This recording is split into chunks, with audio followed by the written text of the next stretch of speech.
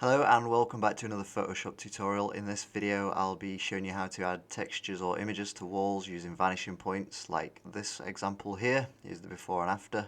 Okay, so open up your image in Photoshop and we'll want to duplicate the layer using Ctrl and J. Once you've done that you may need to rasterize the layer. You can do that by right clicking and then rasterizing here. I don't need to with this, but you might.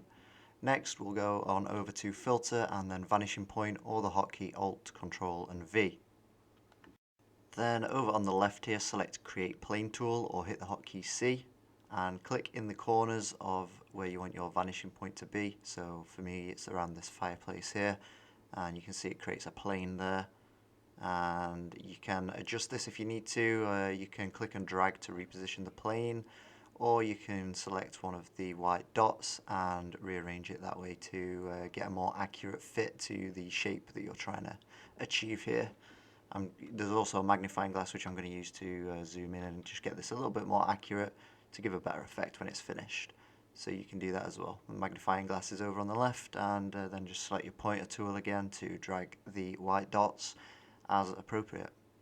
If you have multiple vanishing points like I do, then you can control and click the white dot here and drag it out, and it will create a new plane, and then of course just reposition it again to where it's accurate to the shape that you're trying to get, like so.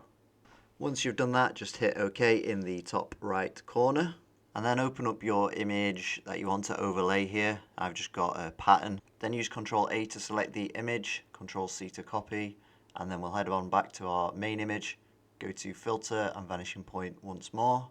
Then paste in the image you just copied using Ctrl V, and then over here on the left there's the transform tool where you can resize it, or you can hold shift and drag it and it will maintain the aspect ratio like so. Then we drag it onto our plane, and this is where the magic happens, and it will snap to the plane and then just resize it on the plane. If you have multiple vanishing points like I do, then it will stick to those vanishing points as well, and then just drag it around, reposition it where you want it and hit OK when you're done. Now obviously it's not included the fireplace that was here, so to fix that, select your layer on the right and then go to the blend mode here, and you can play around with these, but I like soft light. As you can see there, it keeps the fireplace in and it maintains some of that background colour as well. And of course there's a little bit of stuff going on with the logs, so you can just get the eraser here and erase anything you need to, like so. And that's it, we're done. So I hope you found this video useful. If you did, please do subscribe, and I'll catch you in the next one.